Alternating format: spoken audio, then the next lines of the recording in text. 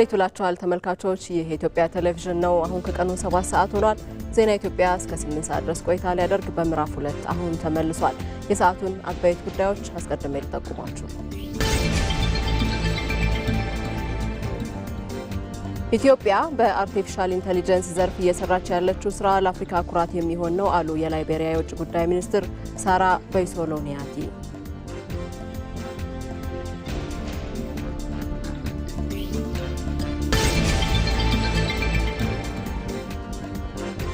የሆርሙዝ ወሽመጥ መታወክ በዓለም አቀፍ የንግድና የነዳጅ ገበያ ላይ እያሳደረ ያለው ተጽዕኖ የባህር በር ባለቤትነት ለሀገራት የሉዓላዊነትና የሕልውና ጉዳይ መሆኑን ዳግም እያረጋገጠ ነው።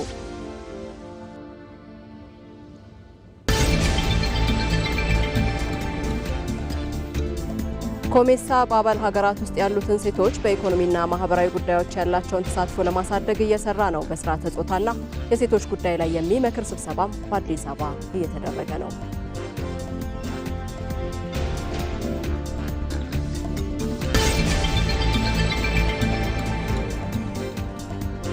ከውጪ አሜሪካ በሆርሙዝ ሰርጥ የጣለችውን እገዳ ተግባራዊ ማድረግ ጀመረች።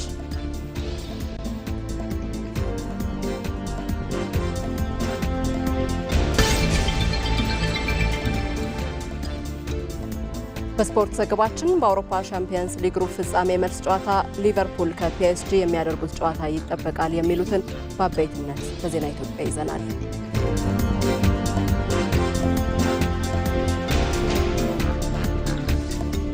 ከዋናው ስቱዲዮ መታሰቢያ ደረጃ ዜናዎችን እየመራው ቆይታ አደርጋለሁ። የተለያዩ ሁነቶችን የተለያዩ አካባቢዎች ላይ ባልደረቦቼ እየተከታተሉ ነው የሚገኙት።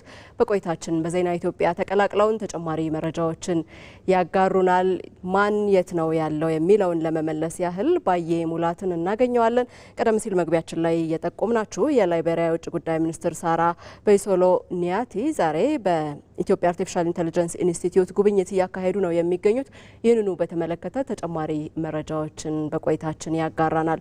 ሌላኛው ባልደረባችን አቤል ሙሉጌታም እንዲሁ ወደ በኋላ ላይ ይቀላቀለናል። ኮሜሳ ያዘጋጀው በስርዓተ ጾታና የሴቶች ጉዳይ ላይ የሚመክር አህጉር አቀፍ ስብሰባ በአዲስ አበባ እየተካሄደ ነው የሚገኘው። ይህንኑ ጉዳይ በተመለከተ እሱም ተጨማሪ ሀሳቦችን የሚያጋራን ይሆናል። ሌላኛዋ ባልደረባችን ዛሃራ መሐመድም እንዲሁ በዜና ኢትዮጵያ ትቀላቀለናለች። ለሰባተኛው ጠቅላላ ምርጫ የመራጮች ምዝገባ ምን ይመስላል ሂደቱ፣ በተለይ በአዲስ አበባ የተለያዩ አካባቢዎች ላይ ተገኝታ ቅኝት አድርጋለች። የቅኝቷን ምላሽ ለእኛም የምታጋራን ይሆናል። ወደ ቀዳሚው ዘገባ አሻገራለሁ። ኢትዮጵያና ላይቤሪያ ዓመታትን ያስቆጠረ የማይዋዥቅ የሁለትዮሽ ግንኙነት ያላቸው ሀገራት ናቸው። ሀገራቱ በተለያየ ጊዜ አንዳቸው ለሌላኛቸው ያላቸውን አጋርነትም አረጋግጠዋል። የነበራቸውን ጠንካራ ግንኙነት ይበልጥ ለማላቅ የላይቤሪያው ፕሬዝዳንት ጆሴፍ ኒዩማ ቦአካይ ለይፋዊ የስራ ጉብኝት በኢትዮጵያ ተገኝተዋል። መስከረም ቸርነት የሁለቱን ሀገራት ታሪካዊ ግንኙነት እንደሚከተለው አዘጋጅተዋለች። የአፍሪካ ኩራት፣ የነጻነት ተምሳሌት የሁለቱ ሀገራት የጋራ መገለጫ ነው። ነጻነትን አሳልፎ ያለ መስጠት አልበገርም ባይነት ያጋመደው የሁለትዮሽ ግንኙነት ዘመናትን ያስቆጠረ በደም መስዋዕትነት ጭምር የጠነከረ።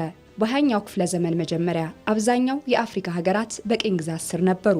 ሀገራቱ ያላቸው ርቀት ሳይበግራቸው ለአንድ ዓላማ ለነጻነት ቆሙ። የቅኝ ግዛት ቀንበር ስር ለነበሩ የአፍሪካ ወንድም ህዝቦች ድምጻቸውንም አሰሙ። ላይቤሪያ ጣሊያን ኢትዮጵያን በቅኝ ግዛት ቀንበር ስር ለማድረግ ያደረገችውን ጥረት በመቃወምም አለኝታነቷን ያኔ ገና አረጋግጣለች።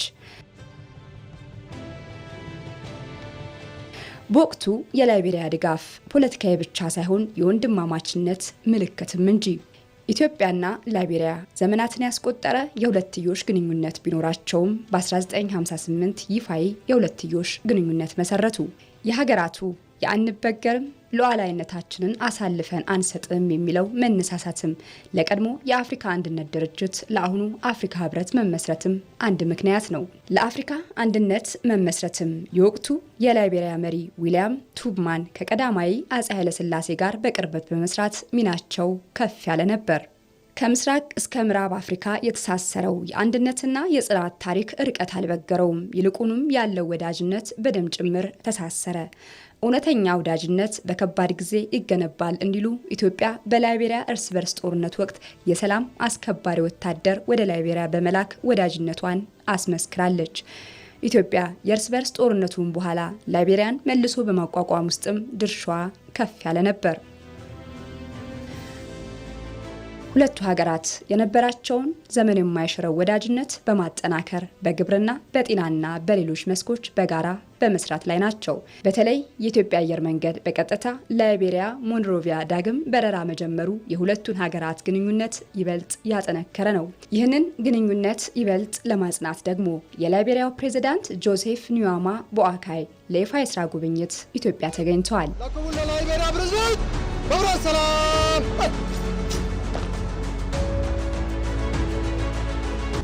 ፕሬዝዳንቱና ሉካቸው ቦሌ ዓለም አቀፍ አውሮፕላን ማረፊያ ሲደርሱ የኢፌዴሪ ጠቅላይ ሚኒስትር አብይ አህመድ ደማቅ አቀባበል አድርገውላቸዋል።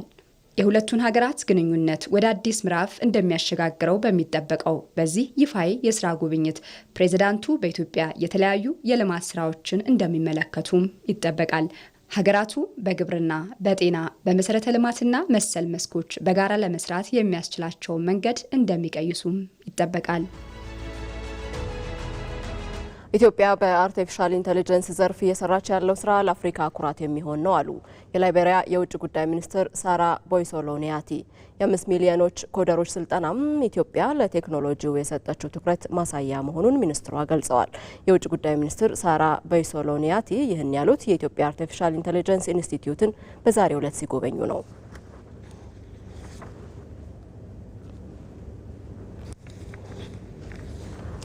ይህንኑ ጉዳይ ይዘን ነው የምንቆየው። ተጨማሪ መረጃዎችን ሊያጋራን ባዬ ሙላት በቀጥታ መስመራችን ላይ ይገኛል።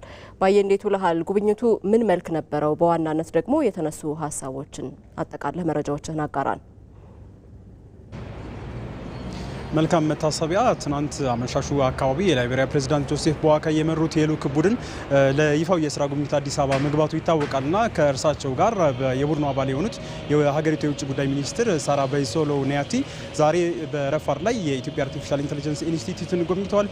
ኢንስቲትዩቱ ጋር ሲደርሱ ደግሞ የኢንስቲትዩቱ ዋና ዳይሬክተር ዶክተር ወርቁ ጋቸናን ጨምሮ የስራ ኃላፊዎች አቀባበል አድርገውላቸዋል። ኢትዮጵያ በዘርፉ እየሰራች ያለውን ስራም እንደዚሁ ጎብኝተዋል። በተለይም ደግሞ በ2012 ዓ.ም የኢትዮጵያ አርቲፊሻል ኢንተለጀንስ ከተቋቋመ ጀምሮ ምን ስራዎች ተሰሩ የሚለውን በዋናነት ገለጻ ተደርጎላቸዋል። የሃርድዌርና ሶፍትዌር ዘርፍ ላይ የተሰሩ ስራዎችን እንደዚሁ ጎብኝተዋል። ለአብነት ያክል በጤናው ዘርፍ፣ በትራንስፖርት፣ በግብርናው ዘርፍ በኢንስቲትዩት የተሰሩ ስራዎች እንደዚሁ ገለጻ ተደርጎላቸዋል። በጤናው ዘርፍ ታካሚዎች የሕክምና ከወሰዱ በኋላ የመድኃኒት ሲታዝላቸው የት ማግኘት እንደሚችሉ ዋጋው ምን ያክል ሊሆን እንደሚችል የሚጠቁም ግኝት። ከዛ ባለፈ በግብርናው ዘርፍ ለምሳሌ የቡና ተክል ላይ ቅጠሉ ናሙና ተወስዶ በሽታ ካለበት በሽታው ምንድን ነው የሚለውን የሚጠቁም የተለያዩ ስራዎችም ተሰርተዋል። ከዛ ባለፈ በትራንስፖርት ዘርፉ ከጅቡቲ ወደ ኢትዮጵያ ወደ አዲስ አበባ ማለት ነው በርካታ ጉዞዎች ይደረጋሉ። ከውጭ የሚመጡ ምርቶች እነዚህ ጭነቶች የት ደረሱ፣ ምን ጭነዋል የሚለውን የሚጠቁም እንደዚህ ወደ ስራ መግባቱ ይታወቃልና እነዚህና ሌሎች በአርቲፊሻል ኢንተለጀንስ ኢንስቲትዩት የተሰሩ ስራዎች ጎብኝተዋል። ከጉብኝት በኋላም እንደዚሁ ሀሳባቸውን አጋርተውን ነበር የውጭ ጉዳይ ሚኒስትሯ ሳራ ቦይሶሎ ኒያቲ።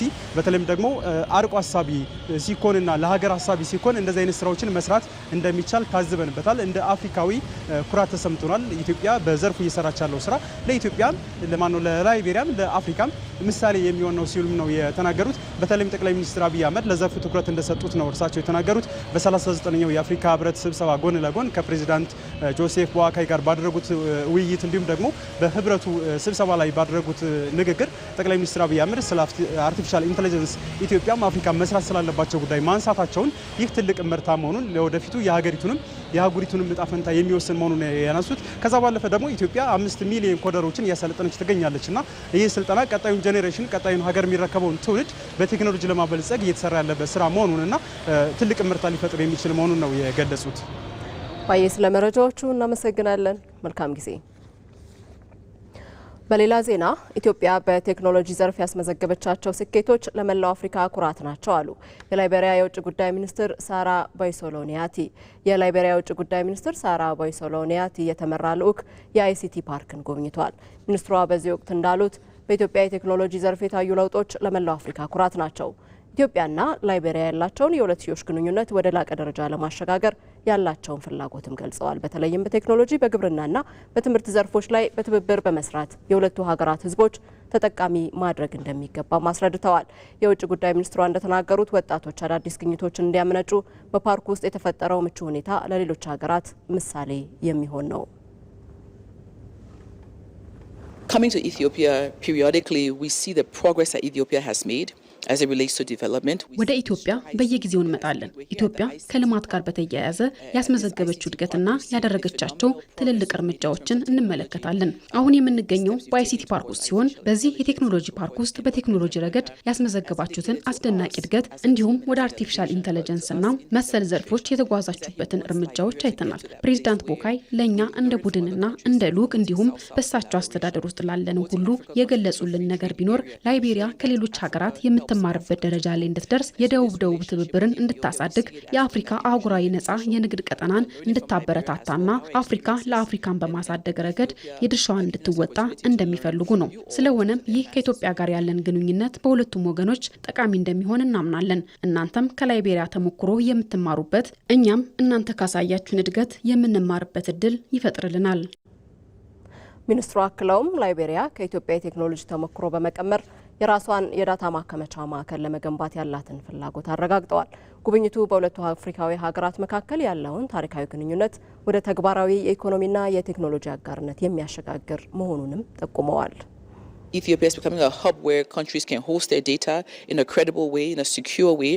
ኢትዮጵያ መረጃዎቿን በታመነና ደህንነቱ በተጠበቀ ሁኔታ መያዝ መቻሏ አፍሪካ ያላትን አቅም በተግባር የሚያሳይ ነው። በጋራ መስራታችንን ከቀጠልን ደግሞ ከዚህ በላይ መስራት እንደምንችል ማረጋገጫ ነው። በመሆኑም እዚህ አይሲቲ ፓርክ ውስጥ ባየነው ነገር እንኮራለን። ይህ ተሞክሮ አድጎም ሌሎች የአፍሪካ ሀገራትም ወደዚህ ደረጃ እንዲደርሱ እንመኛለን። እኛም ወደዚህ የላቀ ደረጃ እንደምንደርስ እናምናለን። በቀጣይም ሀገራችን የሌሎች መረጃዎችም የሚቀመጡባት ዳታ ሴንተር እንድትሆን ተስፋ እናደርጋለን።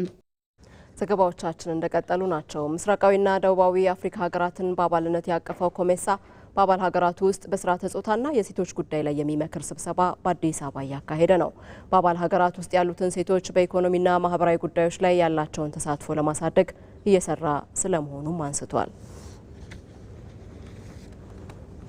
ይህንኑ መድረክ እየተከታተለ የሚገኘው ባልደረባችን አቤል ሙልጌታ ተጨማሪ መረጃዎችን ሊያጋራን በቀጥታ መስመራችን ላይ ይገኛል።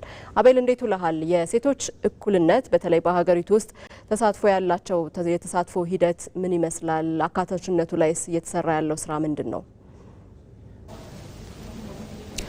አመሰግናለሁ። እንግዲህ ቀደም ብለሽ እንዳነሳሽው በዚህ በኮሜሳ አባል ሀገራት ውስጥ ወደ 600 ሚሊዮን የሚያክሉ ዜጎች የሚገኙበት የአፍሪካንም ወደ ግማሽ ያህል አባል ሀገራትን የተጠጋ ቁጥር ወይም ደግሞ 21 የሚሆኑ አባል ሀገራትን ያቀፈ ተቋም ነውና በተለይም ደቡባዊና ምስራቃዊን የአፍሪካ ሀገራት በአባልነት ይዞ በእነዚህ ውስጥ ያሉትን እንግዲህ ግማሽ ያህሉን ደግሞ ሴቶች ማብቃትና ኢኮኖሚ ተጠቃሚ ማድረግ ለተሻለ አህጉር ውስጥ ወይ ደግሞ ቀጠናው ላይ የተሻለ አቅም ያላቸው ሴቶችን በመፍጠር በሁሉም ዘርፍ በተለይ በኢኮኖሚ ውስጥ እንዲጠቀሙ ማድረግ የሚያስችል ሀሳብን ይዞ ነው እንግዲህ ጉባኤው እየተከናወነ የሚገኘውና በተለይም በእነዚህ አባል ሀገራት ውስጥ ያለውን ነፃ የንግድ ቀጠና መጠቀም እንዲችሉና እዛ ላይ ደግሞ የተለያዩ ድጋፎችን በተለይም ሴቶችን በማድረግ የዚህ ተጠቃሚ እንዲሆኑ የማስቻል እቅድም እንዳለው እንደዚሁ ተመላክቷልና እንግዲህ እስካሁን በአባል ሀገራት ውስጥ ለ3 አስርት ዓመታት የዘለቀ የአባልነት እድሜ ያለው ነው ተቋሙና በእነዚህ ውስጥ ደግሞ ሴቶች በተለይ ድንበር ተሻጋሪ በሆኑ አካባቢዎች ላይ ያላቸውን የንግድ እንቅስቃሴ የበለጠ መጠቀም የሚችሉበትን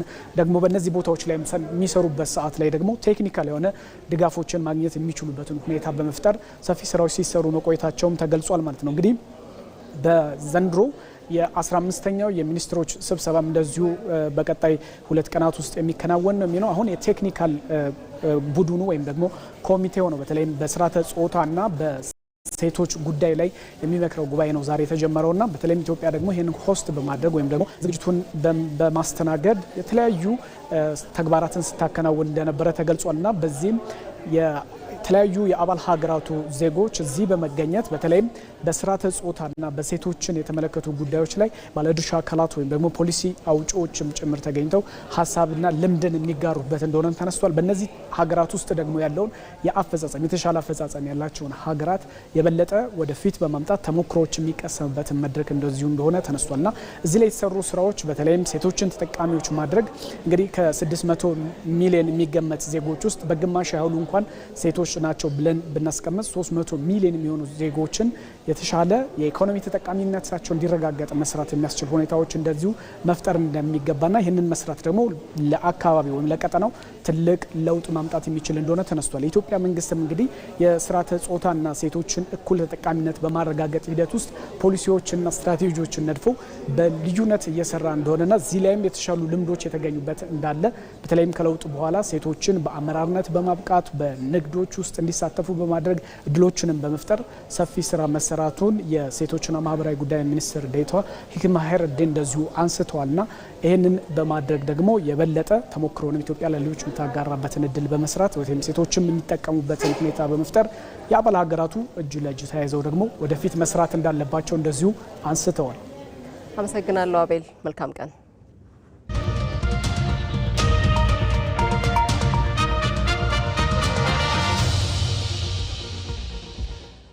ከምርጫ ጋር ወደ ተገናኙ ዘገባዎቻችን ደግሞ እንሻገራለን።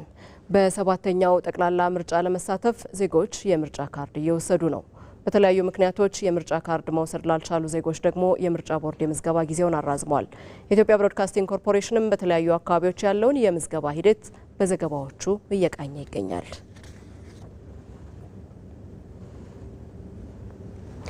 ይህንኑ ጉዳይ ይዘን ከባልደረባችን ዛሃራ መሐመድ ጋር ደግሞ ቆይታ እናደርጋለን። ዛሃራ በአዲስ አበባ አቃቂ ቃሊቲ ክፍለ ከተማ በተለያዩ የምርጫ ጣቢያዎች ላይ ቅኝት ስታደርግ ቆይታለች። እይታዋን ልታጋራን ደግሞ በቀጥታ መስመራችን ላይ ተገኝታለች። ዛሃራ እንዴት ውለሻል? ባደረግሽው ቅኝት መሰረት የምርጫ ጣቢያዎች ላይ ያለው የምዝገባ ሂደት ምን ይመስላል? በተለይ የመራጮች የምዝገባ ጊዜ መራዘሙ ስለ ዜጎች ምን ያህል እድልን ይዞ መጥቷል?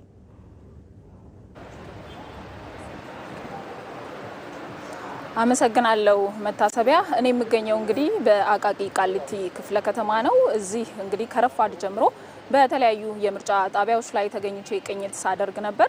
እንግዲህ በእነዚህ የምርጫ ጣቢያዎች የታዘብኳቸው ጉዳዮች ቢኖሩ በተለይ የምርጫ ቦርድ ተጨማሪ ጊዜ መስጠቱ በተለያየ በስራና ማህበራዊ ጉዳይ ምክንያት የመራጭነት ካርድ መውሰድ ያልቻሉ ዜጎች የምርጫ ካርድ እንዲወስዱ እድል እንደሰጣቸው ነው የነገሩኝ። ከዛ ባለፈ እንግዲህ በዚህ በአቃቂ ቃሊቲ ክፍለ ከተማ 162 የምርጫ ጣቢያዎች ይገኛሉ። ከነዚህ ምርጫ ጣቢያዎች 12ቱ እንግዲህ የተሰጣቸውን ኮታ ምዝገባ አካሄደው ጨርሰው ነበር። ነገር ግን ከመራዘሙ ጋር ተያይዞ ዳግም መዝገብ ከፍተው ምዝገባ እያካሄዱ እንደሚገኙ ተመልክቻለሁ። የምዝገባ ካርድ ሲወስዱ ያገኟቸው ዜጎችም ቀደም ሲል እንደገለጽኩት መራዘሙ በተለይ በስራና በተለያየ ምክንያት ክፍለ ሀገር የነበሩ ሰዎች ተገኝተው ካርድ እየወሰዱ እንደነበረ ታዝብ ያለውና በመራዘሙ ደስተኞች ናቸው። አሁንም የሳምንት ያህል ጊዜ መቅረቱን አንስተው ሌሎችም ዜጎች የምርጫ ካርዳቸውን እንዲወስዱ ነው መልእክት ያስተላለፉት። ዛሃራ፣ ስለ መረጃዎችሽ እናመሰግናለን። መልካም ጊዜ። የሰባተኛውን ጠቅላላ ምርጫ ዴሞክራሲያዊ ሂደት ለማረጋገጥ የጸጥታና ደህንነት ተቋማት በቴክኖሎጂና በቅንጅት የተናበበ ዝግጅት እያደረጉ ነው። ተቋማቱ ምርጫው ሰላማዊ በሆነ መንገድ እንደሚጠናቀቅም አረጋግጠዋል። አሸናፊ እንዳለ መጨረሻ ዲሞክራሲ መሰረት ሊይዝ የሚችለው በምንድነው? በምርጫ ነው። እንግዲህ አንዱ የዲሞክራሲ ምሰሶ ምንድነው? ፍሪ ፌር ፔሪዮዲካል የሆነ ኤሌክሽን ማካሄድ ማለት ነው። እንግዲህ ምርጫ በሌለበት ዲሞክራሲን ማሰብ አይቻልም። ይህንን እውነታና የዲሞክራሲያዊ ስርዓት የተረዱ ዜጎች የድምፃቸውን ዋጋ በመገንዘብ ቀድመው የምርጫ ካርዶቻቸውን በእጃቸው እያስገቡ ነው። ይበጀኛል የሚሉትን አለመምረጥ ዲሞክራሲያዊ መብትን አሳልፎ መስጠት ብቻ ሳይሆን ባልመረጡት መንግስት የመመራት ግዴታ ውስጥ የሚጥል ነው። ከዚህ በፊት የተደረጉ ምርጫዎች በሙሉ መርጫለሁ። ሀገር ይመራል፣ ሀገር ያስተዳድራል፣ ለሀገር ጥሩ አስተዋጽኦ ያደርጋል የሚለውን መርጬ በራሴ ወስኜ እመርጣለሁ። በየ5 ዓመቱ ምርጫ መምጣት የሀገራችንን ዲሞክራሲ ስልጣኔ ማሳያ ነው። ህዝብ ደግሞ ይሁንታ የሰጠው መንግስት ሲያስተዳድር እርካታ አለ። ምርጫ የታለመለትን ግብ እንዲመታ በሂደቱ ነፃና ፍትሐዊነት ውስጥ የጸጥታና የደህንነት ተቋማት ሚና የላቀ ነው። ያለፈው ምርጫ ሰላማዊ በሆነ መንገድ እንዲከናወን ያስቻሉት የኢትዮጵያ የጸጥታና ደህንነት ተቋማት የተደረገላቸው የሪፎርም ስራ ደግሞ በአስተማማኝ ቁመና ላይ እንዲገኙ አስችሏቸዋል። ባለፈው ምርጫ በ2013 በነበረው ምርጫ አዲስ የለውጥ ሂደቱን ተከትሎም ቢሆን አንዱ ትልቅ ድል የታየበት መስክ በአንድ በኩል የፖለቲካ ምህዳሩ ክፍት ሆኖ ኢትዮጵያ ስፋት ያሉ አማራጮች እንድታይ እድል የተፈጠረበት ነው። ሁለተኛ ግን ጦርነትና ሌሎች ስጋቶችም በመኖራቸው ይሄንን ድባብ ለመቀየር ደግሞ በጣም በተለየ ሁኔታ የጸጥታ ተቋማት ትብብር ያሳዩበት ነው። ትብብር ማሳየት ብቻ ሳይሆን ምርጫውንና ሴኩሪቲውን ለመደገፍ የሚያስችል በጣም አዳዲስ ቴክኖሎጂዎች የተጠቀሙበት ነው።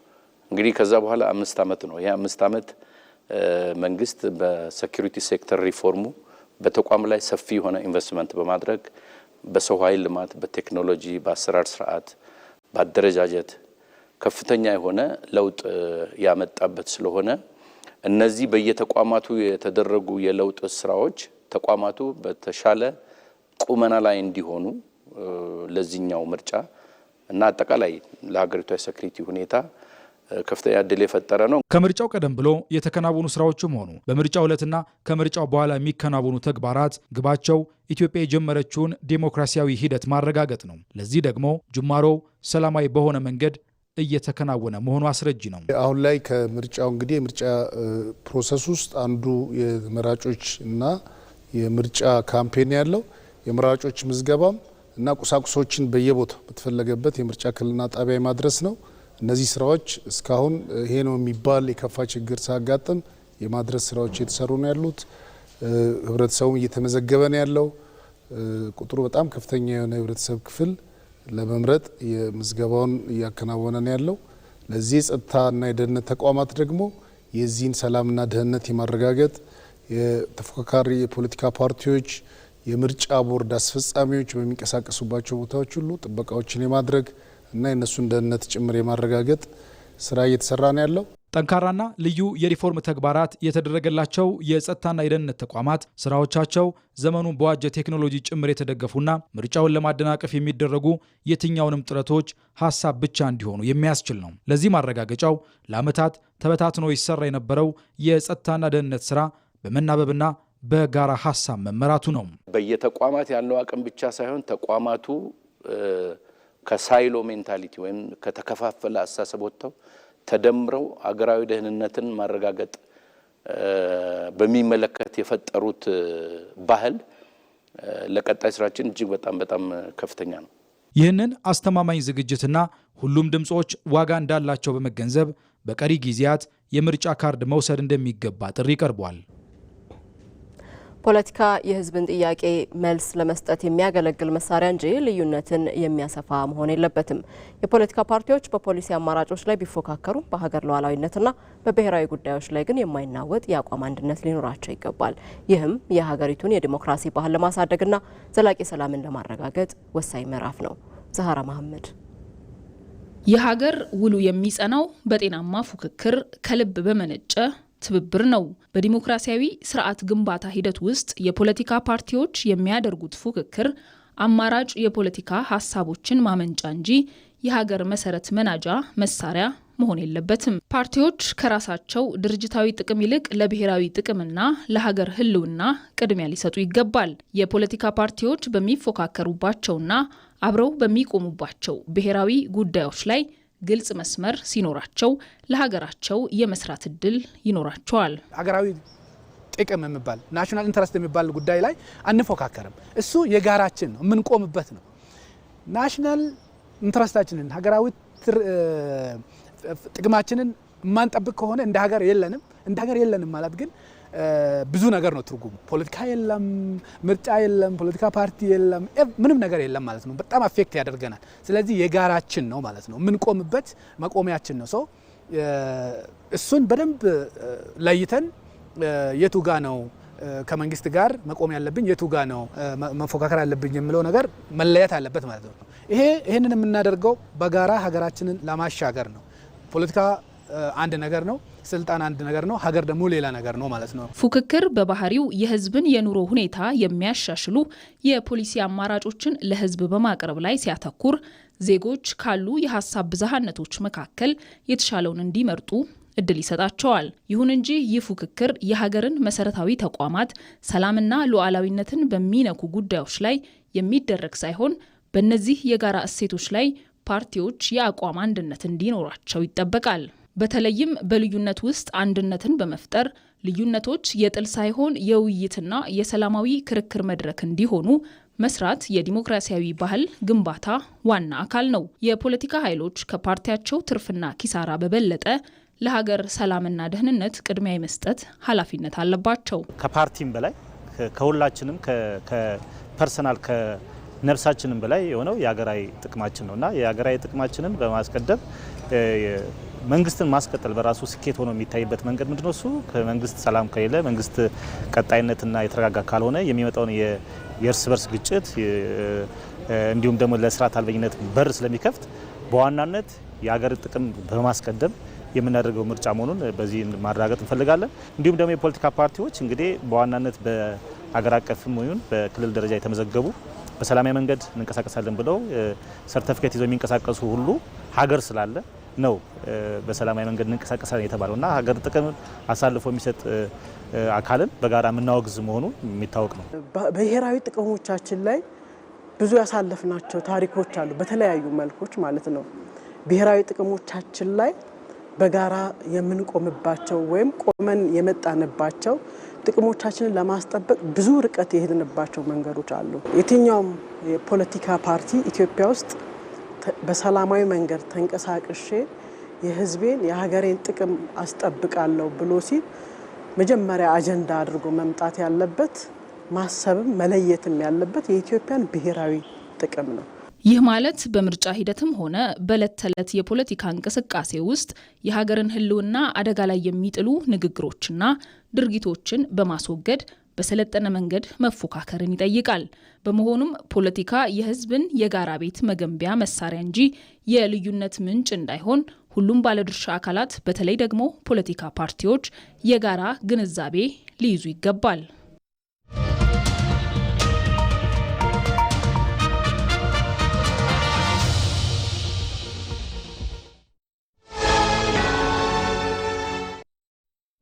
ከድቅድቅ ጨለማ ውስጥ የዛሬ ሰላማችን ምስጢር የማይሸር ፍቅር ብርሃን ፈነጠቀ፣ ተስፋም ታደሰ።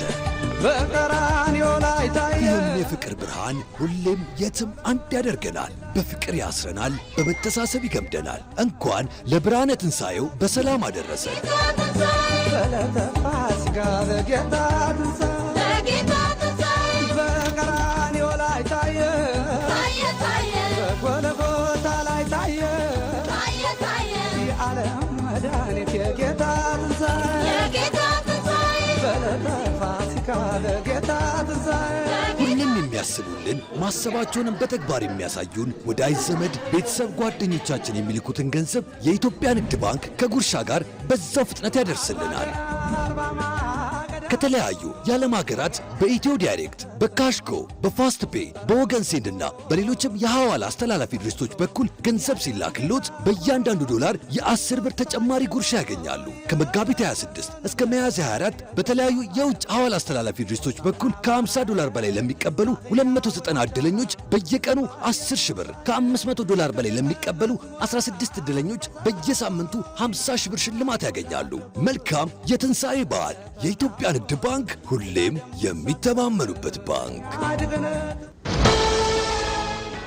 ከኢትዮጵያ ቴሌቪዥን ዜና ኢትዮጵያን በቀጥታ ስርጭት እየተከታተላችሁ ትገኛላችሁ። ዘገባዎቻችን አሁንም ይቀጥላሉ። የሆርሙዝ ወሽመጥ መታወክ በዓለም አቀፍ የንግድና የነዳጅ ገበያ ላይ እያሳደረ ያለው ከፍተኛ ተጽዕኖ የባህር በር ባለቤትነት ለሀገራት የሉዓላዊነትና የሕልውና ጉዳይ መሆኑን ዳግም እያረጋገጠ ነው። ይህ ተለዋዋጭ የዓለም ፖለቲካዊ ሁኔታም የኢትዮጵያ የባህር በርን የማግኘት ጥያቄ የፍትሐዊነትና የብሔራዊ ደህንነት ዋስትና ጉዳይ በመሆኑ ይበልጥ አሳሳቢ እንዲሆን አድርጎታል። አዝመራው ሙሴ በአሁኑ ወቅት የዓለም የፖለቲካና የኢኮኖሚ አቅጣጫ የሚወሰነው በየብስ ላይ በሚደረጉ እንቅስቃሴዎች ብቻ ሳይሆን በዋናነት የባህር ላይ የንግድ መስመሮችን የመቆጣጠር አቅም ላይ ጭምር ነው። ለአንድ ሀገር የባህር በር ማግኘት የኢኮኖሚ መተንፈሻ አይደለም፣ የሀገራዊ ደህንነትና የሉዓላዊነት ዋስትናም ጭምር ስለመሆኑ ሆርሙዝ ምስክር ነው። ይህ የባህር መስመር በመዘጋቱ ወይንም ስጋት ውስጥ በመውደቁ ብቻ ከአረብ ሀገራት እስከ ሩቅ ምስራቅና ምዕራባውያን ድረስ ያለው የገበያ ሰንሰለት ሲናወጥ ታይቷል። የነዳጅ ዋጋ መናር፣ የኢንዱስትሪዎች ምርታማነት መቀነስና ከፍተኛ የዋጋ ግሽበት የዚህ ወሽመጥ መታወክ ያስከተላቸው ቀጥተኛ መዘዞች ናቸው። ይህ ክስተት አንድ ትልቅ መልእክት ያስተላልፋል። ይኸውም ከባህር መስመሮች ተነጥሎ መኖር ሀገራትን ለከፍተኛ የኢኮኖሚ ድቀትና ለፖለቲካዊ አለመረጋጋት አጋላጭ ስለመሆኑ። ይህ የዓለም አቀፍ ስጋት ባለበት ሁኔታ ውስጥ ሆኖ የኢትዮጵያ ነባራዊ ሁኔታ መመልከት የጉዳዩን አሳሳቢነት ይበልጥ ያጎለዋል። አሁን ያለንበት ቀጠና በጣም አስቸጋሪ ቀጠና ነው። የቀይ ባህር ቀጠና ብዙ ችግር ያለበትና የንግድ እንቅስቃሴ በየጊዜ የሚደናቀፍበት ነው። የኢትዮጵያ ወደዛ መውጣት እዛን አካባቢ በመረጋጋት ለኢትዮጵያም ለዓለም የሚሆን ነው፣ ጥቅም ያመጣል። ከዛ ኢትዮጵያ መልማት ትፈልጋለች። ወደ ባህር ማቅረብ ደግሞ ብዙ የኢኮኖሚ አውታሮችን ይዞ ይመጣል። የማህበራዊ ጉዳይ፣ የሚሊተሪ፣ የብሔራዊ ደህንነት ጉዳይን የያዘ ሰፋ ያለው ጥቅም ይዞ ይመጣል ኢትዮጵያ። በአፍሪካ ግዙፍ የኢኮኖሚ እድገት እያስመዘገበች ያለችው ኢትዮጵያ የባህር በር ጥያቄዋ የኢኮኖሚ ጥያቄ ብቻ ሳይሆን የታሪክና የፍትሐዊነት ጥያቄም ነው።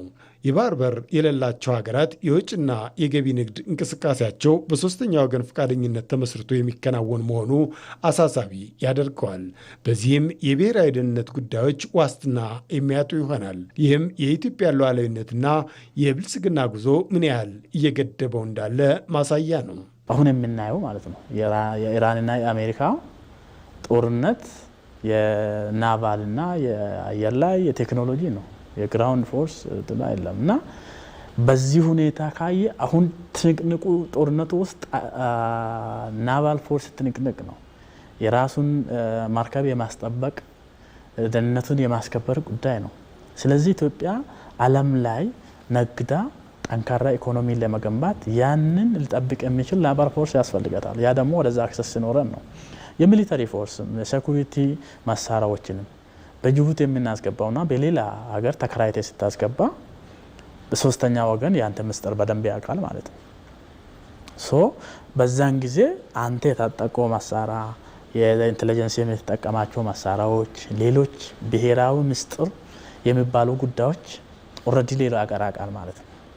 አንተ የምትጠቀማቸው ነገሮች ሁሉም ያውቃል ማለት ብሔራዊ ምስጢር የለም ማለት ነው። የኢትዮጵያ የባህር በር ጥያቄ መሰረቱ ፍትሐዊነትና የጋራ ተጠቃሚነት ነው። ኢትዮጵያ በቀይ ባህር አካባቢ ያላት ታሪካዊ ትስስርና ለቀጠናው ሰላም የምታበረክተው አስተዋጽኦ የባህር በር ባለቤት የመሆን ጥያቄዋን ሕጋዊና ሞራላዊ መሰረት ያሰጠዋል። እንደ ሆርሙዝ ያሉ ስትራቴጂያዊ መስመሮች በስጋት ውስጥ ባሉበት በዚህ ዘመን ኢትዮጵያ ቀጥተኛ የባህር በር ማግኘቷ ለራሷ ብልጽግና ብቻ ሳይሆን ለአፍሪካ ቀንድ መረጋጋትና ለባህር ላይ ደህንነት መጠበቅ የጎላ ሚና ይኖረዋል።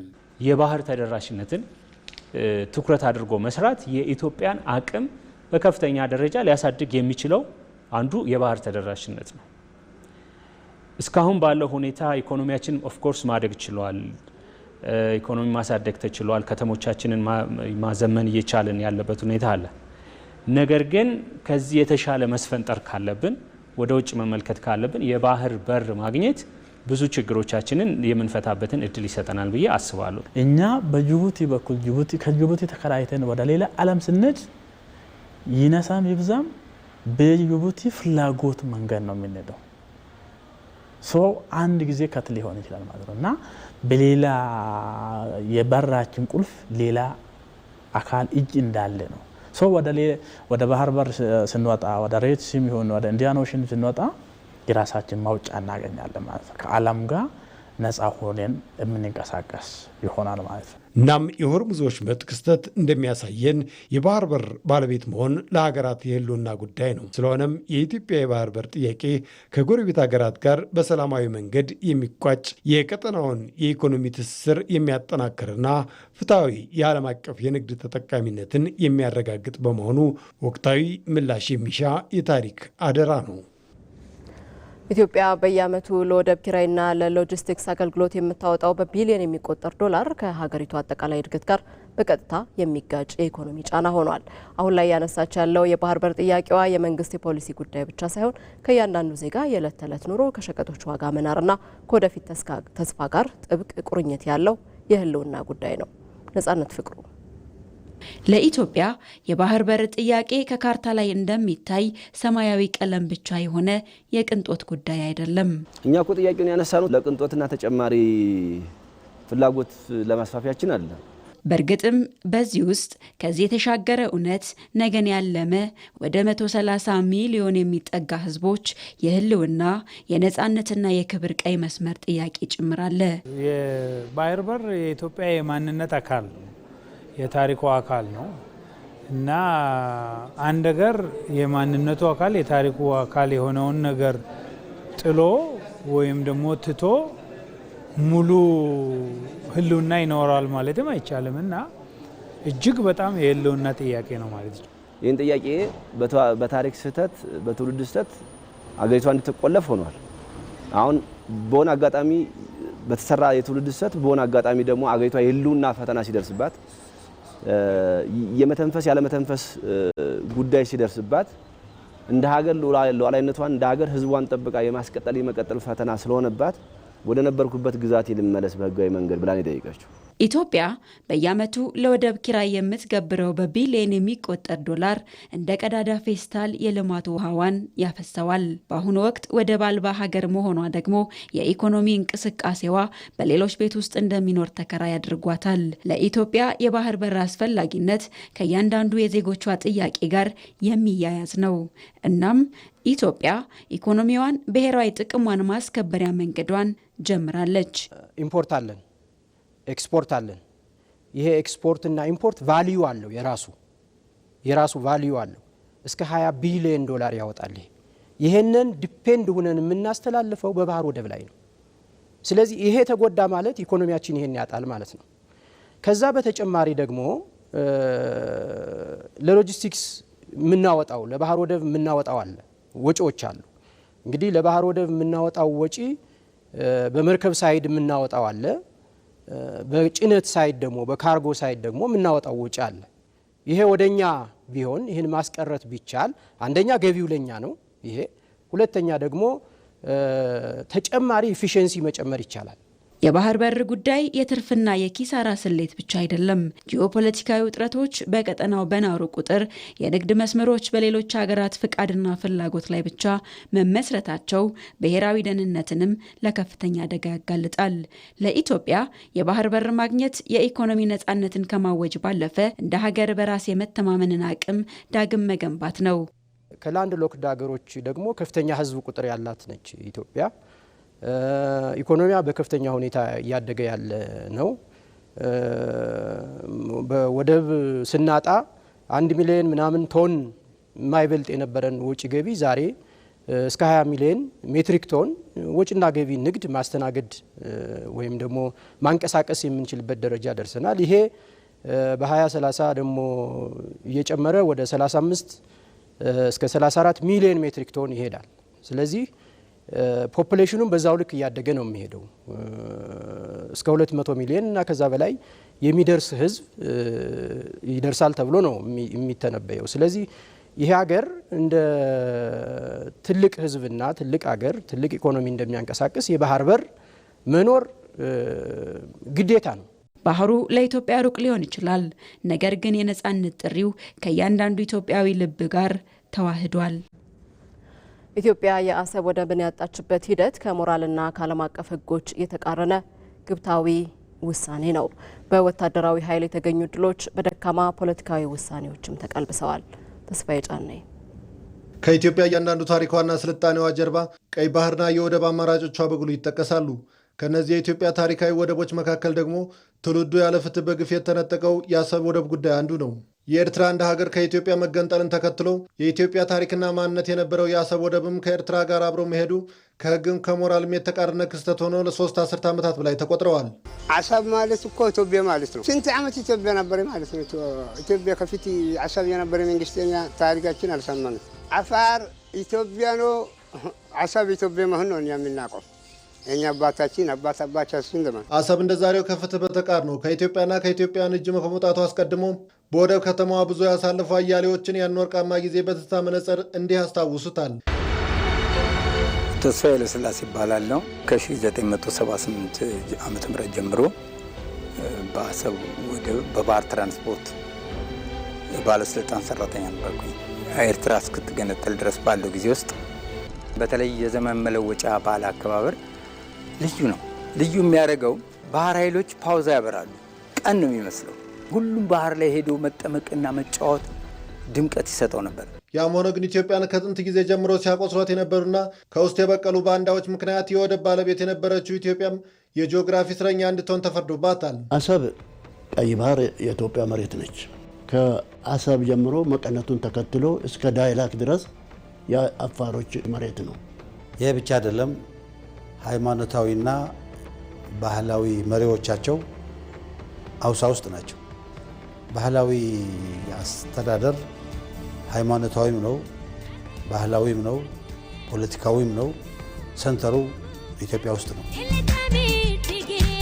ግንቦት 1983 ወደ ስልጣን የመጣው የኢህአዴግ መንግስትም ያለ ስልጣኑና ኃላፊነቱ የህዝብ ውሳኔን በጥቂት ግለሰቦችና ለባዕዳን ፍላጎት መወሰን ኢትዮጵያን ያለ ባህር በርና የወደብ አልባ አደረጋት።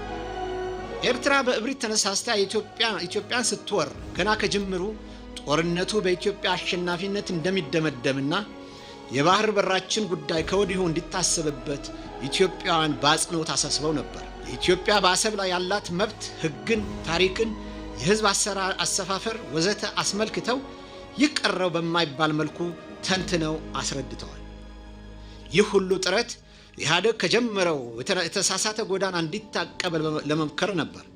ሆኖም ግን ከቶም ምንም የማይሳነው ኢህአዴግ ለዚህ አገር ያለህ ዋይታ የሰጠው ምላሽ ጦረኞች የሚል ማስፈራራትና ዛቻ ነበር። ኢትዮጵያ በጥቂቶች ስህተት የሚሆን በሀገር ፍቅር አልባነት ያጣቸውን የባህር በርና የወደብ ባለቤትነትን ለማስመለስ በርካታ ወርቃማ ዕድሎች የነበሩ ቢሆንም አውቆ የተኛው ህወሓት መራሹ ኢህአዴግ ከተኛበት ለመነሳት አልደፈረም ነበር። ከነዚህ መልካም አጋጣሚዎች መካከል ደግሞ ኤርትራ ኢትዮጵያን በወረረችበትና በኢትዮጵያ አሸናፊነት የተጠናቀቀው ጦርነት አንዱ ነበር። ያም ሆነ ግን በወታደራዊ የበላይነት የተገኘውን አሰብን ዳግም የማስመለስ ታሪካዊ ድል ነገን አሻግሮ ማየት በተሳነ ፖለቲካዊ ውሳኔ ተቀለበሰ። በህጋዊ መንገድም እነሱ ራሳቸው ውጊያውን ስለጀመሩ እኛ የፈለግነውን ነገር ለማድረግ የሚያስችለን የህግ ሽፋን ነበረ። በዲፕሎማሲ አንጻር እነሱ ውጊያውን ስለጀመሩት የዲፕሎማሲ ሽፋን ነበረ። ከአቅም አንጻር ደግሞ የፈለግነውን ማድረግ የምንችልበት አቅም ገንብተን ነበር። ያው በፖለቲካ ውሳኔው ምክንያት የፈለግነውን ነገር ማድረግ አልቻለም። ወደ አሰብ እንዳትሄዱ፣ አሰብን ለማስመለስ ነው ይህን ጦርነት ያደረጋችሁት የሚል አስተሳሰብ በምዕራባውያኑ በኩል አልነበረም አለንም። ግን ኦቨርካም ልናደርግ የምንችለው የነበረ ፕሮብሌም ነው እና የአጋጣሚ አምልጧናል ብዬ ነው የማምነው። በፖለቲካ ውስጣችን ውስጥ በነበረው የፖለቲካ ንትርክ የአጋጣሚ አምልጦብናል ብዬ ነው የማምነው። ኢትዮጵያውያን በህገወጥ መንገድ የራቃቸውን የአሰብን ወደብ ለማስመለስ ታዲያ አሁን ላይ ጠንካራ ስራዎችን በማከናወን ላይ ናቸው። መንግስት ለታዳሽ ኃይል ምንጭ በሰጠው ትኩረት መነሻ የገጠሩን ማህበረሰብ ተጠቃሚ የሚያደርጉ ስራዎች በስፋት እየተከናወኑ ነው። ታዳሽ ኃይልን አማራጭ የኃይል ምንጭ በማድረግ የተጠቀሙት የደቡብ ኢትዮጵያ ክልል አርሶ አደሮች መስኖን በመጠቀም ምርታማነትን ለማሳደግ እየሰሩ ነው። ባለፉት 2 ወራት በተሰራ ስራ 16 የታዳሽ ኃይል ፕሮጀክቶች ተመርቀው አገልግሎት ጀምረዋል። ተመስገን ተስፋዬ። አርሶ አደር አብርሃም ጎጃሜና ዳንኤል ደበበ በደቡብ ኢትዮጵያ ክልል ጋሞ ዞን አርባ ምንጭ ዙሪያ ወረዳ የሙርቼ ቀበሌ ነዋሪዎች ሲሆኑ በአማራጭ የታዳሽ ኃይል ታግዞ በተሰራው የኃይል ምንጭ ተጠቅሞ ምርታማነትን ለማሳደግ በማሳቸው ተግተው እየሰሩ ነው። ይህ የመስኖ አማራጭ ከመምጣቱ በፊት በዓመት አንድ ጊዜ ብቻ እንደሚያመርቱ የሚናገሩት አርሶ አደሮቹ ገና በጅምሩ ምርታማነትን የማሳደግ ተስፋ ሰንቀን በበጋ ወቅት ማምረት ጀምረናል ይላሉ። ከዚህ በፊት የኛ ቀበሌ የሚታወቀው ክረምት ላይ በማምረት ብቻ ነው። አሁን ይህ ፕሮጀክት ከመጣ ወዲህ ግን በበጋም ማምረት እንደምንችል እያየን ነው። ይህ ፕሮጀክት ወደኛ ቀበሌ በመምጣቱ ከፍተኛ ደስታ ይሰማኛል። ውሃ በመጠቀም የተሻለ ምርት ለማግኘት ተስፋ አድርጌ እየሰራው እገኛለሁ። ሙዝን ጨምሮ የተለያዩ ሰብሎችን እየሰራው እገኛለሁ። የደቡብ ኢትዮጵያ ክልል መንግስት ከውሃና ኢነርጂ ሚኒስቴርና ከአጋሮች ጋር በመቀናጀት ዝናብ ላይ ጥገኛ የነበረውን የግብርና ልማት ስራ ማዘመን ችሏል። መንግስት የኤሌክትሪክ ኃይል በማይደርስባቸው ገጠራማ አካባቢዎች የታዳሽ ኃይልን በመጠቀም መሰረታዊ ፍላጎቶችን ከማሟላት የተሻገረ ስራ እየሰራ መሆኑን የውሃና ኢነርጂ ሚኒስትር ዴኤታ ዶክተር ኢንጂነር ሱልጣን ወሊ ገልጸዋል። ይሄ መጀመሪያ ጊዜ ነው ዘካዊ ተከልና ዋናው ዓላማው ኤሌክትሪክን ከሶላር አምጪ እናመነጫለን። ያ ከሶላር የመነጨውን ኤሌክትሪክ ደግሞ አንደኛ ለብርሃንነት መጠቀም፣ ለማብሰያነት መጠቀም፣ ለተለያዩ የልማት ስራዎች መጠቀም፣ በዋናነት ደግሞ ለመስኖ በተለይ ዘካዊ እንደምታየው አቮካዶና ሙዝ መረስ አካባቢ ነውና ለመንትነ ኢሪጌሽን በትርፍ ሳድና የሰብልሜት ኢሪጌሽን እዛ ላይ ደግሞ ለመጠጥ ውሃም ጭምር የሚሰጥ ነው የሚሆነው። የኢትዮጵያ መንግስት ለታዳሽ ኃይል በሰጠው ትኩረት መነሻ ከአጋሮች ጋር በቅንጅት እየሰራ ያለ ሲሆን በሙርቼና አካባቢው በተሰራው ስራ ዓለም አቀፉ የኃይል አሊያንስ ለፕሮጀክቱ ስኬታማነት ድጋፍ ማድረጉ ተመላክቷል። በድርጅቱ የኢትዮጵያ ተወካይ ኢናስ አብደላ እንደሚናገሩት የታዳሽ ኃይሉ ከብርሃን ምንጭነት ባለፈ ለመስኖ አማራጭ እንዲያገለግል ተደርጎ ተገንብቷል። ሁለት ቦታ ነው ያለው።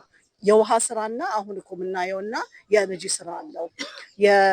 የኤነርጂ ስራ 800 ኪሎዋት ነው። በውሃ ስራ ላይ ሙዝ አለ፣ ማንጎ አለ፣ አቮካዶ አለ። እዛ ውሃን አግኝቶ ኮሚኒቲንም ፓወር ያደርጋል፣ ቤታቸውንም ኤነርጂ ይሰጣል። ሚኒስቴር መስሪያ ቤቱ በገጠራማ የሀገሪቱ አካባቢዎች ያሉ ዜጎችን የታዳሽ ኃይል ተጠቃሚ ለማድረግ ባከናወነው ስራ ባለፉት 2 ወራት ብቻ ከ16 በላይ ፕሮጀክቶች ተመርቀው አገልግሎት መስጠት መጀመራቸው ተመላክቷል። ወደ ውጭ ዜና አለፍን። አሜሪካ በሆርሙዝ ሰርጥ የጣለችውን እገዳ ተግባራዊ ማድረግ ጀመረች። በሌላ በኩል በኢራንና አሜሪካ ዳግም የተኩስ አቁም የሰላም ስምምነት ሊደረግ ስለመሆኑ ፍንጮች እየወጡ ነው። ይመር አደም ይህንኑ ጉዳይ በትንታኔ ተመልክቶታል። በሁለቱ ሳምንታት የተኩስ አቁም ስምምነት የመካከለኛው ምስራቅ የሚሳኤል መወራወርና የአየር ድብደባ ጦርነት ጋብ ቢልም አሁን ደግሞ ሌላ ክስተትን ይዞ ብቅ ብሏል። ኢራንና አሜሪካ የአውዳሚ የእሳት መወራወሪያ ቁልፋቸውን አስቀምጠው ስለ ዘላቂ ተኩስ አቁም በፓኪስታን ኢስላማባድ ያደረጉት ውይይት ያለ ስምምነት መቋጨቱን ተከትሎ በአሜሪካው ፕሬዝደንት ዶናልድ ትራምፕ ሆርሙዝን የመዝጋት ሌላ ካርድ ተመዟል። ይህ ደግሞ ቀድሞውንም ቢሆን ኢራን ሰርጡን ከፍተኛ ቁጥጥር ውስጥ አስገብታ ካለኔ ፍቃድ በቦታው ድርሽ የምትሉ የንግድ መርከቦች ወዮላችሁ ብላ በመከልከል ዓለም ሲጨነቅበት የነበረውን ውጥረት ይበልጥ እንዲያይል አድርጎታል። ኢራን ያለሷ ፍቃድ ማንም እንዳያልፍበት እየዘጋች እየከፈተች ስትከርም፣ አሜሪካ አሁን ደግሞ የኢራን ወደቦች ዋነኛ መውጫና መግቢያ ላይ እግድ በመጣል ከናካቴው ጥርቅም አድርገዋለች። ይህንን ክልከላና ያስቀመጥኩትን እገዳ ተላልፎ ከኢራን ወደቦች በሰርጡ ሊያልፍ የሚሞክር የራሷ የኢራንም ይሁን የሌላ መርከብ ጣፋ ታው ከባህሩ መስመጥ ይሆናል ሲሉ የአሜሪካው ፕሬዝደንት ዶናልድ ትራምፕ አስጠንቅቀዋል። ሰርጡ በዚህ መልኩ መዘጋቱ ደግሞ ቀጣናው የተስፋ ጭላንጭል ይመጣበታል ብሎ ለሚጠብቀው ዓለም ሌላ የራስ ምታት ሆኖ ተከስቷል። የአሜሪካው ፕሬዝደንት ዶናልድ ትራምፕ በሳምንቱ መጨረሻ በፓኪስታን የተካሄደው ረጅም የሰላም ውይይት ያለ ስምምነት ሲጠናቀቅ ከቴሄራን ተደውሎ የሰላም ስምምነት ማድረግ እንደሚፈልጉ ገልጸውልኛል ሲሉ ተደምጠዋል። ከሌላኛው ወገን ማለትም ከኢራን ተደውሎልናል ማለት እችላለሁ። ስምምነት ማድረግ ይፈልጋሉ። በጣም ይፈልጋሉ። በተባበሩት መንግስታት ድርጅት የኢራን አምባሳደር አሚር ሰኢድ ኢራቫኒ ለድርጅቱ ዋና ጸሐፊ አንቶኒዮ ጉተሬዝ ባስገቡት ጽሑፍ አሜሪካ በሆርሙዝ ሰርጥና በኢራን ወደቦች ላይ የጣለችው ክልከላ የሀገሬ ኢራንን የሉዓላዊነትና የግዛት አንድነት በእጅጉ የሚጎዳ ትልቅ የዓለም አቀፍ ሕግ ጥሰት ነው ብለዋል። አልፎም የዓለምን ሰላምና ኢኮኖሚ ከሚያናጋ አደገኛ ተግባር አሜሪካ ልትቆጠብ እንደሚገባም አሳስበዋል። በህንድ የኢራን አምባሳደር የሆኑት መሐመድ ፋታሊ ለጦርነት ዝግጁ ነን ግን ደግሞ ምርጫችን ሰላም ነው ብለዋል። እኛ ለሰላም ዝግጁ ነን። የምናስቀድመውም ሰላምን ነው። ኢራን የቀጠናው ውጥረት እንዲረገብ አቋሟ ነው። በዚህም ቀጣይነት ያለው ንግግር ያስፈልጋል። ይህ የማይሆን ከሆነም ለጦርነቱም ዝግጁ ነን። በሆርሙዝ ሰርጥና የኢራን ወደቦች ላይ አሜሪካ ያስቀመጠችው ክልከላም ላስቀመጠቻቸው የተኩስ አቁም ስምምነት ነጥቦች ጫና ለመፍጠር ነው በሚል ተንታኞች እየገለጹ ነው። አሜሪካ አሁን የጣለችው የመርከቦች እንቅስቃሴ የኢራን የነዳጅ ዋነኛ ገዢ ለሆነችው ቻይናም ትልቅ ሳንካ ይፈጥራል።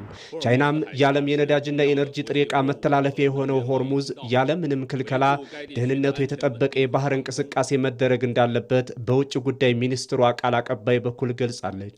ሆርሙዝ ሃይ峡是重要的国际货物和能源贸易通道የሆርሙዝ ወሽመጥ ለዓለም አቀፍ የሸቀጥና የኤነርጂ ንግድ አስፈላጊ መስመር ነው። የደህንነቱን ጥበቃ መረጋጋቱንና ያለምንም እንቅፋት ፍሰቱ እንዲቀጥል ማድረግ ደግሞ የዓለም አቀፉ ማህበረሰብ የጋራ ፍላጎት ነው። አሁን በሆርሙዝ ሰርጥ በኩል ውጥረቱ እያየለ ቢመጣም የኢራንና አሜሪካ ዳግም የሰላም ድርድር እንደሚኖር ፍንጭ እየወጣ ነው። ምናልባትም ከነገ ወዲያ ሐሙስ ሀገራቱ በፓኪስታን ኢስላማባድ በመገናኘት ወንበር ስበው ሊወያዩ እንደሚችሉ ይጠበቃል። አንድ ጊዜ የተስፋ ጭላንጭል፣ አንድ ጊዜ ሌላ ውጥረት የሚለዋወጥበት የመካከለኛው ምስራቅ ነገር አሁንም የዓለምን ቀልብ ሰቅዞ ይዟል። ዓለም ግን አብዝቶ ሰላምን ይፈልጋል። የዚያ ቀጣና ፍላጎትም ይሄው ነው።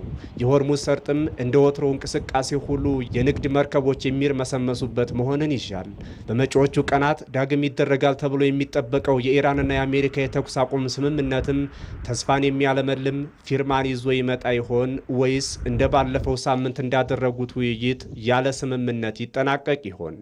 ዓለም በተስፋና ስጋት ውስጥ ሆኖ የሚጠብቀው ጉዳይ ነው። በመጨረሻም ስፖርት።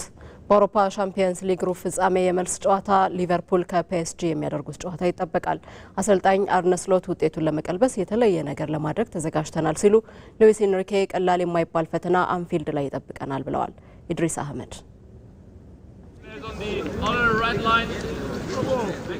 Yes, there's a belief that we can do special things tomorrow. ሊቨርፑል አሁንም ቢሆን ያልተጠበቀ የተለየን ነገር ማድረግ ይችላል እያሉ ነው አሰልጣኙ አርነ ስሎት። በመጀመሪያው ዙር ጨዋታ ፓሪስ ላይ የደረሰብንን ሽንፈት የመቀልበስ እድሉ በእጃችን ነው የሚለውን ሀሳብ እያስተጋቡ፣ ሊቨርፑል ከውድድር ዓመቱ ጅማሮ አንስቶ የተጓዘበት ወጥነት የጎደለው መንገድ የወትሮውን ባይመስልም በአውሮፓ መድረክ ይህንን ውጤት አልባ መንገድ የመቀየር እድሉ ግን አሁንም ህልው ነው።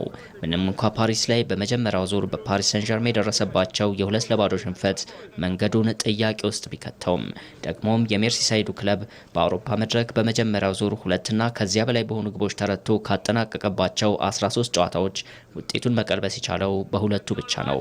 አርነ ስሎት ግን ከዚህ ተቃራኒ የሆነ ውጤት ይመዘገብ ዘንድ ያለፉትን 50 በሜዳቸው ያደረጓቸውን ጨዋታዎች በእማኝነት ይጠቅሳሉ። ከነዛ የሁሉም መድረክ ጨዋታዎች ያሸንፉ የሚረቱ ተጋጣሚዎቻቸው መረብ ላይ ሁለትና ከሁለት በላይ ግቦችን ማስቆጠር ችለዋልና። ይሁን እንጂ የሊቨርፑል የስካውን ቆይታ በተለይም በሀገር ውስጥ ውድድሮች ያለፉትን ዓመታት አይመስልም።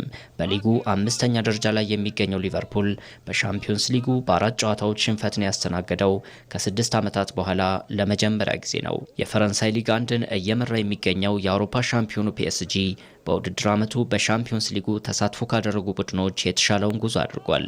96 በሚሆኑ ኢላማቸውን በጠበቁ የግብ ሙከራዎች የተጋጣሚውን የግብ በር አንኳኩቶ 36 ግቦችን አስቆጥሯል። 486 የተጠጉ እንቅስቃሴዎች በተጋጣሚው የግብ ክልል ውስጥ አድርጓል። ሊቨርፑል በሊጉ ወጥነት በጎደለው አቋም እየተጓዘና በተጋላጭ የተከላካይ መስመር እየተተቸም በሳምንቱ መጨረሻ ፉልሃም ላይ ያስመዘገበው የ2-0 ድል ለዚህ ጨዋታ ሌላ ስንቅ ሆነዋል የሚሉ ሀሳቦች እንዲሰነዘሩ እያደረገ ነው። በአንጻሩ ፒኤስጂ በሳምንቱ መጨረሻ በሊግ 1 ሊያደርገው የነበረው ጨዋታ መራዘሙን ተከትሎ ሰፋ ያለ ረፍት ማግኘቱ በአካልም ሆነ አእምሮ የላቀ ዝግጁነት ላይ እንዲገኝ ያደርገዋል ተብሎ ተጠብቋል። ቀዮቹ ከዚህ ጨዋታ ከፈረንሳዩ ሁጎ ኤኪቲኬ ብዙን ይጠብቃሉ። ዶሚኒክ ሶቦዝላይና ፍሮሊያን ቬትስን መሳይ ኮከቦች ይዞ በፈጠራ ረገድ ብዙ የማይታማው ቡድን ይህን ወደ ግቦች ቀይሮ የፓርክ ደ ፕሪንሱን ውጤት የሚቀለብስ እንቅስቃሴ ይጠብቃል። በፓሪሳውያኑ ዘንድ የበዙ አይኖች ወደ ክንፍ ተጫዋቹ ኽቪቻ ኽቫራትስኬሊያ ያማትራሉ። ኽቫራ በፓሪስ ሰን ዠርመን እስከ ሩብ ፍጻሜ የዘለቀ ጉዞ ግብ በማስቆጠርም ሆነ የበዙ እድሎችን በመፍጠር የጎላ ሚና ነበረው። ደጋፊዎች ኦስማን ባሎንዶር እያሉ የሚያዜሙለት ኦስማን ዴምቤሌም ሳይዘነጋ፣ ሉዊስ ኤንሪኬም ምንም እንኳ የ2 ግብ ብልጫ ይዘው ጨዋታውን ቢያደርጉም ከሊቨርፑል ቀላል የማይባል ፈተና ፈተና እንደሚጠብቃቸው አልሸሸጉም። ሆኖም ስናሸንፍም ሆነ ውጤት ሲጠፋ ለየትኛውም ጨዋታ የምናደርገው ዝግጅት ተመሳሳይ ነው ብለዋል። አርነ ስሎት ግን የተለየ ነገር ማድረግ እንችላለን፣ ለዚህም የምንገጥመው የአውሮፓ ሻምፒዮኖቹን ነውና ፍጹም የተለየን ሆነን መቅረብ ይገባናል ብለዋል። ደጋፊዎቻቸውም በዕለቱ ከሚኖራቸው አቋም ያልተናነሰ አስተዋጽኦ እንደሚኖራቸው አንስተዋል። የሊቨርፑልን ዓመቱን በዋንጫ የመቋጨት ጥያቄ፣ የሞሐመድ ሳላህንም ስንብት ምን አይነትነት የሚወስነው የአውሮፓ ሻምፒዮንስ ሊግ የሩብ ፍጻሜ መልስ ጨዋታ ምሽት 4 ሰዓት ሲል ይጀምራል። ከኢትዮጵያ ቴሌቪዥን ለ2 ሰዓታት ያህል ከእናንተ ጋር ቆይታ ያደረገው የዛሬ ለተማክሰኞ ዜና ኢትዮጵያ በተከታተላችሁት መልኩ ቆይታውን አጠናቀቀ። አብራችሁን ስለነበራችሁ እናመሰግናለን። መታሰቢያ ደረጃ ዜናዎችን መርቻለሁ። በሰላም ዋሉ።